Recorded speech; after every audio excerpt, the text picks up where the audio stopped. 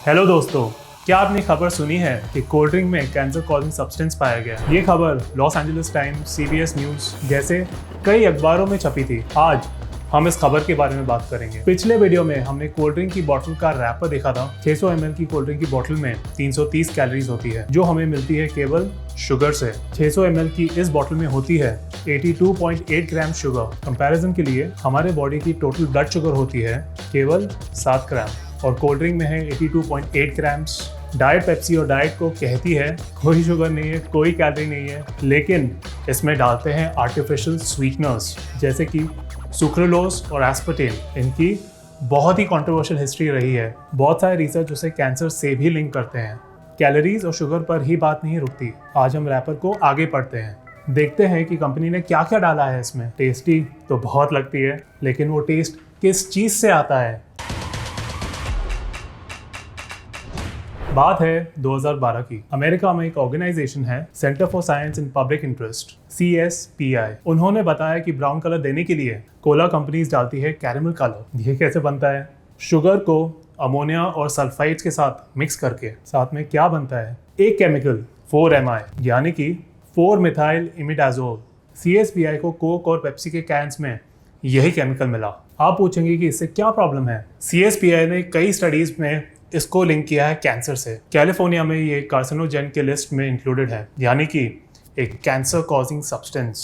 पर बात यहीं पर ख़त्म नहीं होती दोस्तों। सरकार ने इसमें एक लिमिट लगा के रखी है कि खाने में कितना होना चाहिए। वो कहते हैं कि खाने में 29 माइक्रोग्राम के आगे नहीं होना चाहिए। आप जानते हैं कि ये कोला सैंपल्स में कितना निकला? 138 mg। जी हाँ, परमिटेड लिमिट से 4 गुना ज्यादा। CSPI ने US FDA को लेटर लिखा कि बस ये तो एक कॉस्मेटिक चीज है, यानी कि अपीयरेंस बदलने वाली। आप इसे बंद क्यों नहीं करा देते? बेवजह लोगों को कैंसर का रिस्क क्यों दिया जाए? लोग तो कलरलेस कोल्ड ड्रिंक भी पी लेते हैं।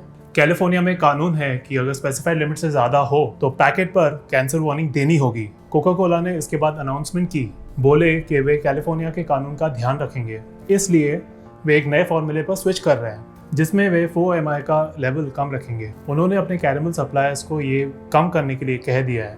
लेकिन दोस्तों, कोका कोला ने ये चेंजेस सिर्फ अमेरिका में किए हैं, बाकी दुनिया में बिकने वाली कोल्ड ड्रिंक में नहीं। 2014 में फिर से यही खबर आई। इस बार स्टडी करने वाली ऑर्गेनाइजेशन थी कंज्यूमर रिपोर्ट्स।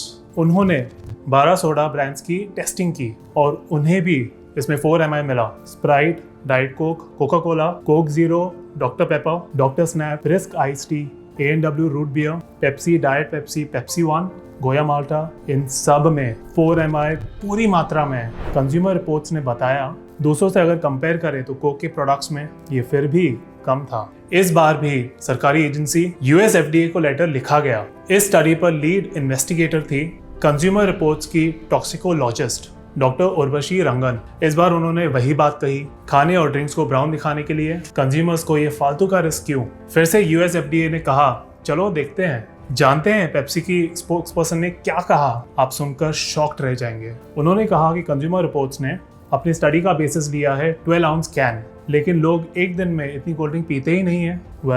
12 आउंस का मतलब है 355 ml। तो क्या लोग 355 ml कोल्ड ड्रिंक नहीं पीते? क्या वे उस कैन को एक हफ्ते में पीते हैं? हमें गेस करने की कोई जरूरत नहीं है, क्योंकि बेवरेज डाइजेस्ट की एक रिपोर्ट ने बताया है कि अमेरिका में लोग कितनी कार्बोनेटेड ड्रिंक पीते हैं। हर दिन की पर कैपिटा कंजम्पशन है 1.3 कैन्स। इस बार भी सारे कंपनीज ने वही किया, अपने कैरेमल सप्लायर्स को वही कह दिया कि अपने 4-MI का लेवल्स कम रखो। मिरिंडा और फैंटा तो ब्राउन होते नहीं है, इनमें कैरेमल कलरिंग नहीं होती।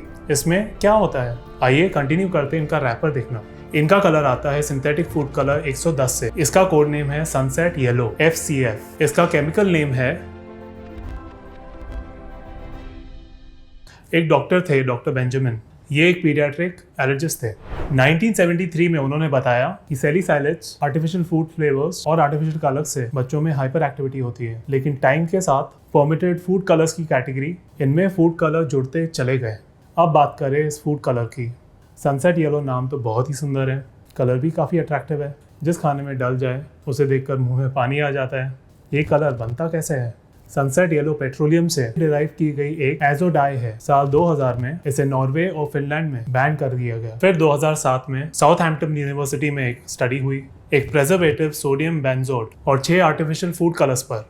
इन 6 कलर में से एक सनसेट येलो डाई भी थी। बताया गया कि प्राइमरी स्कूल के बच्चे इसकी वजह से डिस्ट्रैक्ट हुए थे, एक कंप्यूटर अटेंशन टेस्ट में फेल हो गए। रिसर्चर्स का एस्टिमेट था कि अगर फूड कलर हटा दिया जाए तो ADHD के 30% केस प्रिवेंट किए जा सकते हैं दुनिया भर में। ADHD यानी कि attention deficit hyper activity disorder, जो बच्चों में होने वाला एक डिसऑर्डर माना जाता है। उन्होंने बताया कि इन बच्चों का IQ 5 पॉइंट्स कम हो सकता है। उनका ये research world famous journal the Lancet में भी छपा था। इन 6 कलर्स को कहा गया साउथहैम्पटन 6। यूके के फूड स्टैंडर्ड एजेंसी ने 2008 में इन रिसर्च पर ध्यान दिया। गवर्नमेंट को कहा कि इन 6 आर्टिफिशियल कलर्स पर बैन लगाओ और कोशिश करो कि पूरे यूरोपियन यूनियन में ये बैन एक्सटेंड हो। एक गाइडलाइन डॉक्यूमेंट भी जारी किया।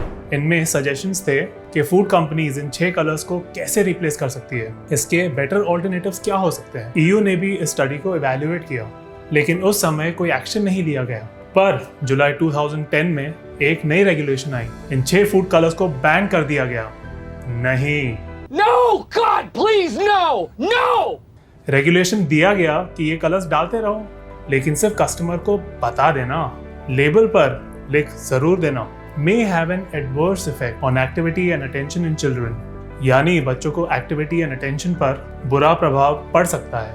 उसके बाद भी माँ बाप बच्चों को खिलाना पिलाना चाहे तो उनकी मर्जी। अब पेरेंट्स के पास 2 प्रॉब्लम है, वे रैपर पढ़ते ही नहीं, दूसरा उनकी शीप मेंटालिटी। उन्हें लगता है कि पूरी दुनिया खा रही है तो क्या ही गलत होगा। लोग नहीं जानते कि बड़ी बड़ी कंपनी कितने बिलियन डॉलर्स खर्च करती है लॉबिंग के लिए, रेगुलेशंस को अपने हिसाब से कराने के लिए, कितने सारे रिसर्च की फंडिंग करती है। क्यों? साइंस की एडवांसमेंट के लिए नहीं दोस्तों, बल्कि एक्टिविस्ट और इंडिपेंडेंट रिसर्चर्स की रिसर्च के काउंटर के लिए।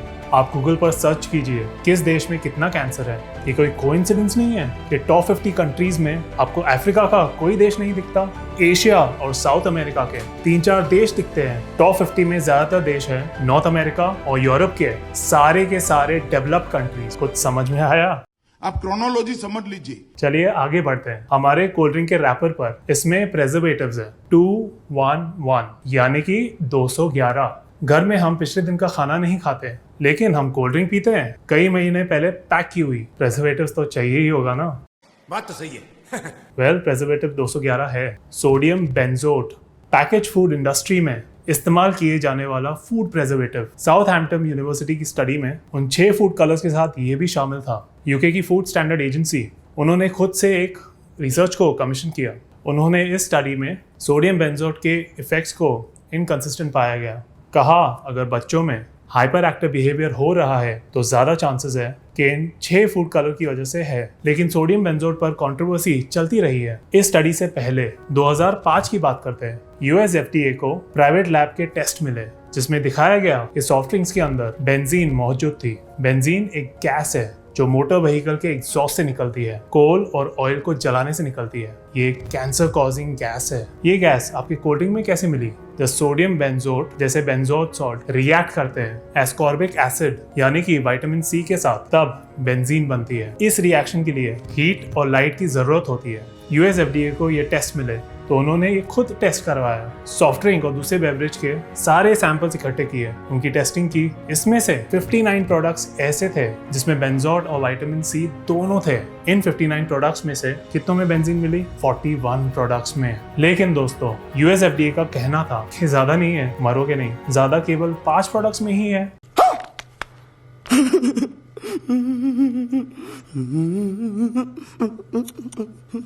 US एनवायरमेंटल प्रोटेक्शन एजेंसी जितनी अमाउंट को सेफ कहती है 5 ppb, उससे ज्यादा बेंजीन 5 प्रोडक्ट्स में मिली। US FDA ने कहा कि इन 5 प्रोडक्ट्स को अब रिफॉर्मुलेट किया गया। ये पब्लिक, डरने की कोई बात नहीं है, सॉफ्ट ड्रिंक पीना चालू रखो। इसे लेकर अमेरिका में पेप्सिको और कोका कोला के खिलाफ कोर्ट केस भी हुआ। 2008 में खबर आई कि कोका कोला अपने प्रोडक्ट से सोडियम बेंजोट हटाने वाली है। वो कंट्रोवर्शियल केमिकल जिसे हाइपर एक्टिविटी और जीन डैमेज से लिंक किया जाता है। लेकिन आप देखिए हमारे देश इंडिया में तो ये सब अभी भी इस्तेमाल हो रहा है। कुछ सॉफ्ट ड्रिंक में 211 के बजाय 212 इस्तेमाल होता है, यानी कि पोटेशियम बेंजोट ऐसा इसलिए ताकि सोडियम का लेवल कम रखा जा सके। हालांकि बेंजोट अभी भी है। प्रिजर्वेटिव्स के अलावा यहाँ रैपर पर देख सकते हैं। एडेड फ्लेवर्स, एसिडिटी रेगुलेटर 330, ये होता है सिट्रिक एसिड, जो एक नेचुरली अकरिंग एसिड है, नींबू, ऑरेंजेस, ग्रेप्स में होता है। यानी कि सोडियम सिट्रेट ये एक क्रिस्टलाइन सॉल्ट है जो सिट्रिक एसिड के फर्मेंटेशन से बनता है। ये खाने को खट्टा टेस्ट देने के लिए इस्तेमाल होता है। एंटीऑक्सीडेंट्स की एक्टिविटी को बढ़ाते हैं ताकि खाना ऑक्सीडाइज होकर खराब ना हो। सोडियम साइट्रेट खाने की एसिडिटी को कम करता है। अगर आप बहुत ज्यादा पैकेट फूड खाते हैं तो एक्सेस सोडियम की वजह से आपको हाइपरटेंशन हो सकती है। यहाँ हम 2 स्टेबलाइजर्स देख सकते हैं। स्टेबलाइजर 1450, इसका केमिकल नेम है स्टार्च सोडियम ऑक्टेनाइल ससिनेट। ये एक टाइप का मॉडिफाइड स्टार्च होता है। और स्टेबलाइजर 455, जिसका नाम है ग्लिसरल एबिटेट, इसे गम ईस्टर भी कहा जाता है। क्या होते हैं स्टेबलाइजर्स और इमल्सिफायर्स? ऐसे 2 लिक्विड हैं जो आपस में सही से नहीं मिल सकते, उनके मिक्सचर को कहते हैं इमल्शन। इमल्सिफायर्स एक ऐसा केमिकल एडिटिव है जो इमल्शन को यूं ही होल्ड किए रखने में काम आते हैं। स्किन के प्रोडक्ट्स में भी इमल्सिफायर्स यूज करते हैं ताकि 2 लिक्विड जैसे कि पानी और तेल वे अलग अलग ना हो पाए। जबकि स्टेबलाइजर्स का काम है कि किसी सब्सटेंस को यूनिफॉर्मली डिस्पर्स्ड रखना, किसी एक जगह पर लम्प्स फॉर्मेशन ना हो। स्टेबलाइजर्स और इमल्सिफायर्स फूड पैकेट्स पर काफी कॉमन है। आइए लास्ट में देखते हैं कार्बोनेटेड वाटर।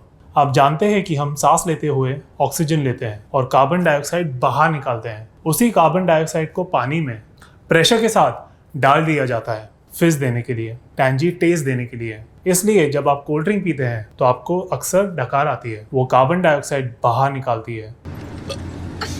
आपको बहुत अच्छी लगती है। कुछ सॉफ्ट ड्रिंक्स में फॉस्फोरिक एसिड भी इस्तेमाल होती है, H3PO4। इसमें भी कोल्ड ड्रिंक का एक टैंजी टेस्ट बनता है। दूसरा पर्पस है मोल्ड और बैक्टीरिया ग्रोथ को स्टॉप करना, यानी कि कोल्ड ड्रिंक को सड़ जाने से बचाना।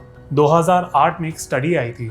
ये स्टडी की थी एकेडमी ऑफ जनरल डेंटिस्ट्री ने। ये नॉर्थ अमेरिका के डेंटिस्ट की एक ऑर्गेनाइजेशन है। इन्होंने बताया कि सॉफ्ट ड्रिंक का एसिड आपको दांतों के लिए खतरनाक हो सकता है। इसका कम पीएच लेवल डेंटल करोजन का काम कर सकता है। तो दोस्तों, आज के एपिसोड में इतना ही। कैसा लगा आपको ये एपिसोड? क्या आप अब भी कोल्ड ड्रिंक पीने वाले हैं? अपने बच्चों को ये सब पिलाने वाले हैं? हमें कमेंट्स में बताइए। मिलते हैं अगले एपिसोड में।